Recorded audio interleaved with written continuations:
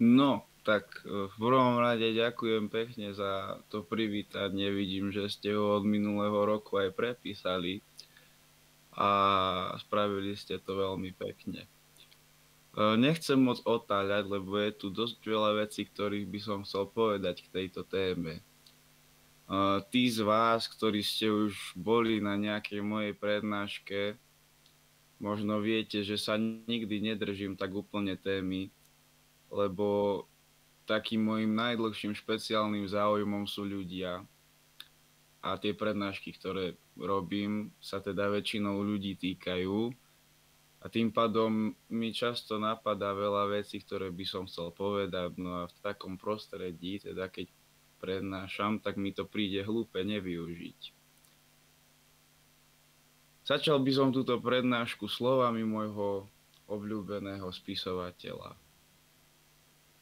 Keď vás ráno nikto nebudí a v noci nik nečaká, keď môžete robiť vždy len to, čo chcete, voláte to sloboda alebo samota.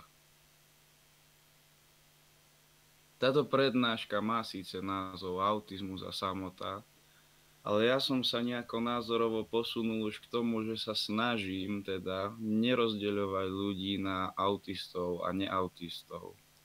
Nie preto, že by medzi nami neboli rozdiely, ale preto, lebo z hľadiska praktického života mi to príde kontraproduktívne. Ľudia poväčšine, podľa môjho názoru, nerozumejú a ani nemajú záujem rozumieť tomu, aké životy vedú ľudia okolo nich. Ja som mal napríklad priateľku, ktorá sa pokusila o samovraždu, strávila 2 dní v kóme a keď som to spomenul mojim kamarátom, tak mi to prišlo, ako keby na to pomaly ani nereagovali. Ako keby som im povedal niečo úplne banálne, že som sa dnes ráno vyšťal 3 razy a nie 2 razy. A už som za svoj život, za svoju prax ako psychoterapeut počul príbehy o rôznych veciach, lebo teda ja robím niečo ako psychoterapeuta pre deti so špeciálnymi potrebami v našej teda organizácii Univerzitka.sk. Tam máte možnosť mi napísať, keby niekto chcel. No a počul som príbehy už o rôznych veciach, ktoré sa ľuďom stali. Rozprával som sa osobne s ľuďmi, ktorí sa zabili neskôr. Rozprával som, to síce není dobrá reklama, ale to nebolo kvôli mne. Takisto som sa rozprával s ľuďmi, ktorí niekoho zabili, s ľuďmi, ktorí boli znásilnení, s ľuďmi, ktorí niekoho znásilnili a tak podobne, všetko možné. A predsa len sa mi ešte aj teraz stane, že počujem niečo od nejakého dieťaťa alebo od nejakého kamaráta, od niekoho známeho, čo som ešte naozaj nikdy nepočul. Bohužiaľ. No a všetci títo ľudia, ktorí zažívajú tieto najhoršie veci, majú jednu vec spoločnú a to je silný pocit samoty. Chcem, aby bolo jasné to, že samota nie je čisto vec sociálnej izolácie. To, že okolo seba nemáte žiadnych ľudí, nemusí nutne znamenať, že sa cítite sami. Samota sa najpresnejšie definuje ako rozpor medzi tým, čo by sme sociálne potrebovali, čo by sme chceli, a medzi tým, čo naozaj máme. A nie je tak ťažké pochopiť, prečo je práve pri autizme tak rozšírená samota. Pretože čo reálne chcú či už ľudia s autizmom, alebo aj všeobecne ľudia od ľudí, povedal by som, že pochopenie, blízkosť, intimitu. No a pre málo koho je ťažšie dosiahnuť pochopenie, než pre ľudí s autizmom. Alebo aspoň teda z mojej skúsenosti máme veľakrát problém, alebo teda ja som mával oveľa väčší problém než teraz, sa vôbec vyjadriť. No človek s autizmom sa môže napríklad cítiť sám aj v dome plnom rodiny, kvôli tomu, že jemu táto sociálna interakcia nemusí vyhovovať. Možno, že tento človek s autizmom by sa práve vtedy necítil sám, keby bol iba s jedným človekom, s nejakým dobrým kamarátom, s milovanou osobou. Pretože vtedy by naplnil to, čo naozaj od tej sociálnej interakcie potrebuje on. No. Ďalej by som chcel prebrať to, alebo teda chcel by som dať úplne najavo, že zo psychologického hľadiska je veľmi jasné, ako vplýva samota na psychiku. Aby som nehovoril iba o svojich zážitkoch, existuje mnoho psychologických štúdií, ktoré vám ráznejšie vysvetlia presne, aký drastický dôraz na psychiku človeka má samota. Pocit samoty je asi tak dôležitý a tak hlboko zakorenený v ľudskej psychike, ako pocit hladu.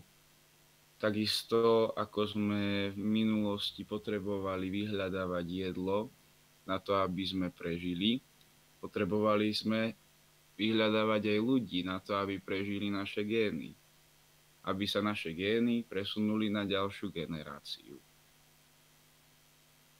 Je to síce trochu divné, ale štatisticky, podľa výskumov, čím viac ľudí okolo teba sa cíti o samote, tým vyššia je tvoja šanca sa cítiť o samote neskôr v živote. Vysvetľuje sa to tým, že ľudia, ktorí sú osamelí dlhodobo, majú oveľa nižšiu tendenciu vyhľadávať nové vzťahy, preto lebo už jednoducho stratili nádej, že by sa to mohlo podariť. Samota, alebo teda sociálna izolácia, skôr teda, ktorú teda tieto štúdie väčšinou skúmajú, ale niektoré sú aj lepšie spravené, no ale tak väčšinou skúmajú skôr sociálnu izoláciu. No. Samota je spojená s vyššou produkciou stresových hormónov, ako je kortizol napríklad, s vyššou pravdepodobnosťou vysokého tlaku, srdcových porúch, demencie, inflamácie a mnohých úžasných vecí. Čiže samota je doslova smrteľná. Chcem len, aby ste vedeli, že toto sa nedá brať na ľahkú váhu. A už len čisto sociálna izolácia, ktorou tieto výskumy, a tých výskumov je naozaj veľa, študujú, tak už len čisto sociálna izolácia zvyšuje pravdepodobnosť predčasnej smrti približne o 30%. To máte viacej ako fajčenie a pitie alkoholu dokopy. Ďalšia vec, ktorá sa pri autizme zrejme, predpokladám teda, toto nemám z výskumov, toto si myslím, alebo mi to dáva zmysel, ktorá sa zrejme pri autizme vyskytuje častejšie ako u bežnej populácie, je závislosť. No a samota zvyšuje pravdepodobnosť závislosti a nie je také ťažké pochopiť prečo. Keď to tak zoberiete, fajčenie, napríklad fajčenie tabaku, je ukľudňujúca činnosť. Aj kvôli tomu, ako pri tom človek dýcha, aj kvôli tomu, že pri fajčení, čož málo kto vie, ale je to pravda, sa vylučujú hormóny, ktoré sa takisto vylučujú pri ľudskom kontakte. Potom, ja neviem, alkohol, teda veľmi známa droga, má na časť ľudí sedatívny a ukľudňujúci účinok, ale hlavne teda osprosťuje myseľ. A keď sa človek cíti zle, tak o tom aspoň nechce vedieť.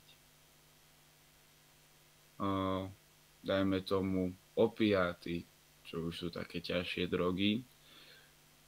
Opiáty sú úžasná látka kvôli tomu, lebo vyplňa presne to, čo človeku chýba. Ten pocit, čo človek na opiátoch zažíva, nie je vôbec cudzí. Je to pocit, ktorý veľmi dobre poznáme vnútorne a veľmi dobre ho pozná naše telo. A veľmi veľa ľudí, ktorí sa cítia sami, sa obracajú na opiáty, keď majú tú možnosť. Kvôli tomu, lebo z opiátov má človek taký pocit, ako keby bol znova malý v lone matky, ako keby bol zahrnutý láskou a všetko je v poriadku. Ja mám jedného dobrého kamaráta totižto, ktorý bol prvýkrát na liečení v 13 a zažil stavy, ktoré našťastie takmer nikto nikdy nezažije, pretože on mal v sebe už heroín, kodeín, všetky tieto, ešte aj látky, čo sú oveľa silnejšie ako heroín, čo sú väčšinou lieky mimochodom, na čom by ste sa mohli zamyslieť, ak robíte vo farmaceutike. No a zažil stavy, ktoré našťastie takmer nikto nikdy nezažije. A ešte aj on povedal, on je veľmi nábožný človek, on to povedal tak, že najhoršia vec je úzkosť. Že úzkosť je peklo na zemi. A úzkosť je najhoršia práve vtedy, keď ste na ňu sami. Ono v konečnom dôsledku všetko nepríjemné v živote je o to nepríjemnejšie, keď je na to človek sám, a všetko príjemné je o to menej príjemné, keď to nemáme s kým zdieľať. V mojej prvej knihe som napísal, že čím viac je smutných ľudí pokope, tým sú v konečnom dôsledku šťastnejší.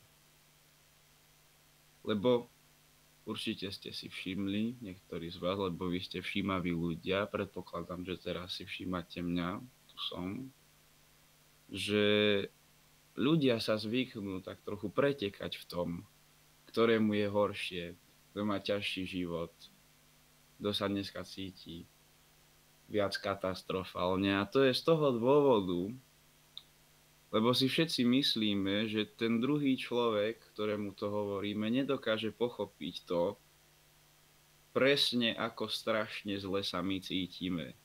A odôvodňujeme si to nevedomo tým, že keby to ten človek chápať vedel, tak by nám predsa nejako zázračne pomohol. Ono, tento koncept, toto sa stýka konceptu tzv. Magickej tabletky, čo je v psychológii veľmi známy koncept. Ono, ľudia sú prirodzene naprogramovaní čakať a dúfať, že existuje jedna vec, ktorá im zázračne zmení celý život, a že tá jedna takáto magická pirulka sa nejako dostaví sama od seba. Aby niekto chcel vedieť viacej o samote a o depresii, tak zasa musím spomenúť môjho obľúbeného autora, Charles Bukowski. On bol z Poľska, teda nie tak úplne, skôr z Ameriky. Myslím si, že nikto neopísal depresiu a samotu lepšie ako on. A existuje jeden pekný citát od neho, kde hovorí: ležal som a čakal v posteli, nasával som alkohol. A keď človek pije, svet okolo funguje naďalej, len ti zrazu nedrží nôž pod krkom. Ja som sa takisto dostal do takýchto situácií, nie síce s alkoholom, nebol som závislý na ničom, ale tiež som len ležal v posteli a možno, že to bolo aj vyše roka. A dúfal som, že sa niečo zmení, pretože som sa cítil veľmi, veľmi, veľmi zle. A stále som dúfal, že sa niečo zmení, aspoň niečo, aspoň trošku k lepšiemu. A že to bude stačiť na to, aby som svoj život dal dokopy, že sa niečoho budem môcť chytiť. Ale nikdy sa nič nezmenilo, kým som to nezmenil ja. A o tom som niečo rozprával aj v rozhovore, ktorý môžete nájsť teda v ATIP magazíne. Ono nie, veľakrát, ja si myslím, že to nie je tak, že by človek nemal energiu a preto necvičí alebo nič nerobí, preto nemá žiadnu motiváciu. Ja si myslím, že človek nemá energiu práve preto, že nič nerobí. A keď už sa človek dostane do toho úžasného kolobehu, tak potom už sa z toho ťažko dostáva von, pretože nemáte energiu, nechcete nič robiť, nemáte motiváciu, nemáte chuť a takto. A čím menej toho robíte, tým horšie to bude. Spomínam si, ako som počul bezdomovcov inakšie hovoriť o tom, že najťažšie na živote na ulici je to, že sa každý deň zobudíš a vieš, že absolútne nikoho, nikde nezaujíma nič ohľadom teba. Potom som si tak hovoril, že čo sa samoty týka, neviem, či to mám o mnoho lepšie. Niekedy som chodieval von iba preto, že som dúfal, že niekoho nového nejakou náhodou spoznám, zase tá psychológia magickej pirulky. Pozerával som sa z balkóna na ľudí, na skupiny kamarátov, ako sa spolu zabávajú a hovoril som si, že to naozaj nemám ja to, čo treba na to, aby som mohol patriť medzi nich. Aby som našiel niekoho s podobnými záujmami a podobne, ale tak vám poviem, a toto je na pozitívnu nôtu, že som dospel k názoru, že toto celé nie je tak úplne o tom. Nemyslím si, že to je o schopnostiach. Existuje veľa ľudí s nulovými sociálnymi schopnosťami na oveľa horšej úrovni, ako je tá moja, a majú kamarátov.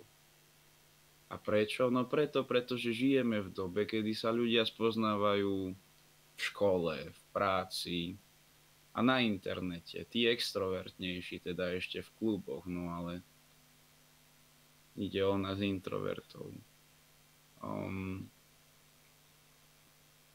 Táto prednáška je viac menej pesimistická kvôli tomu, lebo ja som sám neprozlúštil tento problém samoty a neviem vám presne povedať, čo by ste mali robiť na to, aby ste sa necítili sami.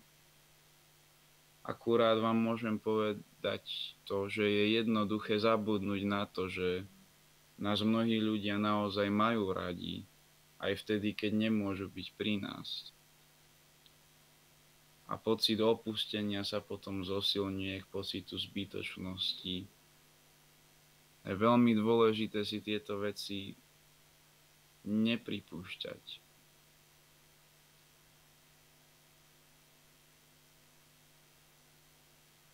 Povedal by som aj určité grafickejšie veci, ale nechcem to spomínať kvôli tomu, lebo predpokladám, že niekde tunak v obecenstve sa nájdú aj ľudia, ktorí majú skúsenosť so samovraždou a podobne.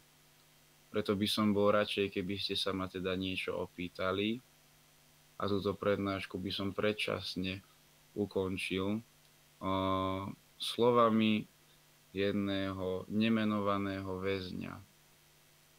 Tento väzeň strávil 30 rokov na samotke a do svojej postele si vyril tieto slova. Nech prídu chvíle akokoľvek ťažké, vždy jednu vec na pamäti maj. Zúfalstvo je cesta ku porážke. Pri bolesti, ba až pri smrti začína sa raj. A tu je priestor na otázky.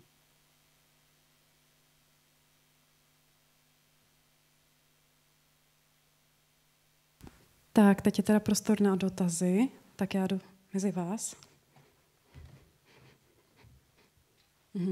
Super.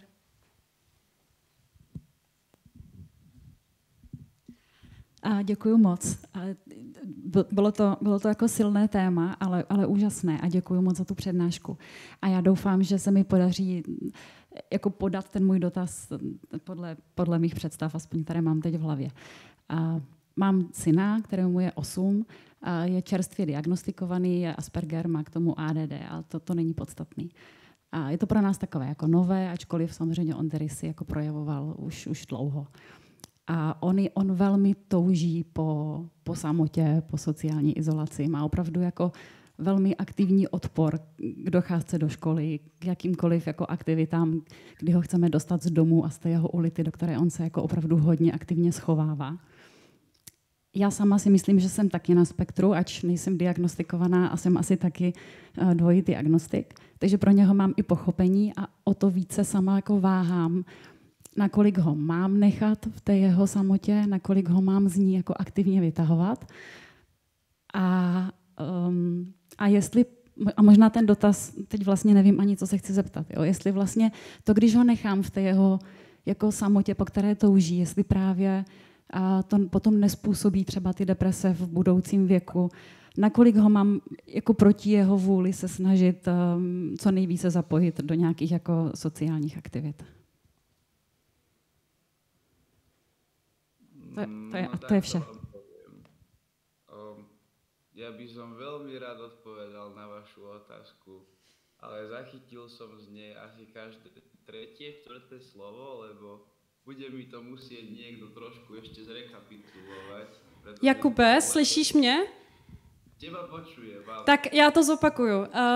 Syn Asperger 8 let, hodně se chce izolovat a touží po samotě, vyhýbá se sociálnímu kontextu. Do jaké míry ho v tom nechat a do jaké míry ho zapojovat do společnosti a jak případně? Víceméně, nebo ještě něco? Prosím? Dobrý. No, ja by som povedal, že teda takýto k tomu máme prístup v tej univerzitke, dobre? Alebo teda aspoň ja. Tie dôležité veci sú teda to najdôležitejšie je to, aby sa to dieťa cítilo dobre. Mali sme napríklad pacienta, pre Boha, to hádam, nie, už nem ako doktor. Mali sme dieťa s autizmom, ktoré napríklad jeho rodičia boli veľmi utrapení s tým, že nemá kamarátov. Že teda tiež je izolované a takto, ale nebolo až tak izolované, predpokladám, ako ten váš syn. Len to spomínam preto, aby som lepšie načrtol situáciu. Proste jeho rodičia sa trápili tým, že nemá kamarátov. On mal totiž iba jedného kamaráta. No a keď sme to preberali s tým dieťaťom, čo bol veľmi inteligentný chalan, tak on vravel, že on proste nechce mať viacej kamarátov, jemu úplne vyhovuje ten jeho jeden kamarát a že pre neho toto vôbec nie je problém, že on sa tak cíti dobre. Samozrejme, ak je váš syn izolovaný až moc, do takej miery, že to nie je ani pre vás akceptovateľné a vidíte, že mu to môže uškodiť v budúcnosti, tak ja si myslím, že najdôležitejšie je to, že ak vás teda rozumie, ak vás dokáže počúvať, ísť na to logicky a vysvetliť mu, prečo je podľa vás dôležité sa začleňovať do spoločnosti aj teraz, aj v jeho veku. Ak by vás teda nepočúval alebo vás nedokáže porozumieť, tak musíte byť trochu, ako sa tu v Martine hovorí, vychcaná a tak nejak ísť cez to, že sa ho snažiť dokopať k ľuďom cez jeho záujmy, no. Alebo cez niečo, v čom má motiváciu. Vždycky, keď sa aj stretávam s pacientami, ktorí majú ťažkú depresiu, čo nedokážu napríklad vôbec ani vstať z postele, ešte aj títo pacienti majú určitú časť v živote, väčšinou teda, aj nie vždy. Predpokladám, že on má nejakú časť vo svojom živote, do ktorej ešte vkladá motiváciu. A tú motiváciu treba zúžitkovať, treba to využiť. Keďže ho nepoznám, neviem vám povedať takto subjektívne presne, čo by ste mali robiť, ale keby ste nám napísali na univerzitku.sk, tu robím reklamu, tak by som vám vedel lepšie pomôcť, no. Viete. Děkuju moc. Děkujeme. Tady ještě pán měl k tomu připomínku, k tomu dotazu. Ano, z vlastní zkušenosti, teďka mi 24, mohu říci, že v tom věku jsem nejevil zájem o jakoukoliv větší míru sociální interakce, o tom mít kamarády a tak. A později jsem sice byl v kroužku, kde byl o mě zájem, ale já jsem ani nepotřeboval prostě tolik mít kamarády a v podstatě ta potřeba sociální interakce nebo sociálního začlenění u mě vznikla až po nástupu na vysokou školu nebo prakticky s maturitou a nástupem na vysokou školu, takže za sebe jsem rád, že mi v těch zhruba 8 letech byla samota umožněná. Na druhou stranu u mě to nebylo v tak extrémní podobě, že bych se vyhýbal docházce do školy. Jo, to je za mě asi všechno. Super. Já chci taky dodat teda, mám diagnózu až dospělosti, ale ze zpětného úhlu pohledu v každé škole a v každé práci jsem byla schopná se zaměřit jenom na jednoho člověka a víc už jsem jako neměla kapacitu. A mám teda nediagnostikovanou dceru, ale asi něco má i po mně, tak ona taky má jakoby jednu nejlepší kamarádku, čím je jako starší, je jí 10, tak jakoby mám pocit, že je to lepší, ale tak jednu jako kamarádku. A mnohdy se stačíme doma jako sami, jo. Já když jsem pak měla rodinu, tak vlastně mě stačilo to, že mám doma toho manžela a to dítě. A já jsem nepotřebovala vůbec nikoho. Takže pokud chlapeček má doma maminku a tatínka, možná, že už jako mu to úplně stačí, ale jako víc nepotřebuje. Já bych si chtěla zeptat na... Tak to je všechno k té otázce? Asi ano. Dobře, tak pojďme dál. Spíš na tu rovinu těch pečujících. My máme teďka aktuálně 2 takové zajímavé případy v naší organizaci, 13leté kluky, kteří se díky covidu dostali do sociální izolace díky i své diagnóze a teď jsou fakt izolovaní doma, nechtějí ani do školy, hrozí tam i v jednom případě docela i sociální problém, že možná chlapeček i ze zdravotních důvodů. No, nebudu zabíhat do detailu, každopádně jedna věc je ten tvoreček, kterému to takhle vyhovuje a pak jsou ty rodiny nebo ty rodiče, ty pečující, kteří v tom musí s nima být a nějak interagovat. Tak jak vnímáte vy tu samotu toho člověka, který neví, jak si pomoct? Zrovna dneska jsem posílala právě na jednu oblast dobrovolníka, aby jsme dostali aspoň dobrovolníka do té rodiny a pomohl tomu klukovi přinést nějaký sociální věm, jak jste říkal, najít někoho vychcaného, který by ho dokázal namotivovat a dostat ho k někomu jinému, než k mamince, která nesmí prostě ani k zubaři. No, zaznamenal som slovo vychcaný. Predpokladám, že niekto sa ma pýta otázku, ale som úplne mimo. Zase zkusím to shrnout. Jde o to, jak to udělat, když například někdo je hodně osamělý, ale nechce být osamělý a má to na něj opravdu velké negativní účinky. Co bys dělal ty? A jestli by se snažil zase nějakými třeba těmi vychcenými cestami ho do něčeho zapojit, nebo tě napadá něco jiného? No, tak v tomto prípade... 13 až 14 let. No, to ste ma zmýlili, ale nevadí. Ide o to, že teda keď nechce byť osamelý a má teda veľkú motiváciu, povedzme, sa s ostatnými ľuďmi spoznávať a komunikovať s nimi, čo je skvelá vec mimochodom, lebo veľa ľudí to nemá, ktorí sú osamelí, tak potom toto musí čisto logickou cestou znamenať, že vlastne buď nevie ako, alebo nemá možnosti. No a to, ak nevie ako spoznávať ostatných ľudí, tak tomu treba nejakým spôsobom poradiť. ja som písal vlastne aj jeden článok do Atypu, myslím, ohľadom tohto, ktorý sa dá dohľadať na internete, kde som hovoril rôzne možnosti, ako spoznávať nových ľudí. A ak nemá možnosti, tak to je ďalšia vec. No, treba vytvoriť čo najviac možností preto, aby spoznal nových ľudí. Chci se vyjádřit té otázce. Pardon. Čo, prosím? Pokračuj. No tak ale ja už som vlastne aj povedal, čo som chcel. Nebo otázku, nebo vyjádřit se k týhle. A jakou? Tak. Asi...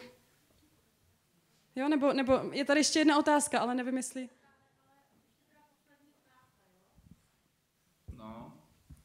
Ja by som na tú prednášku, ktorú si mal, sa tak filozofickejšie spýtal ohľadom tej samoty, že nezačína byť samota problémom až vtedy, keď sa definuje, že človek je sám. Že príklad, keď človek by nemal akéby tú informáciu o tej samote, iba by v podstate bol v tom byti, v tom priestore, ktorý by akéby bol vo vlastnom fungovaní, bola by pre ňoho ešte otázka samoty relevantná?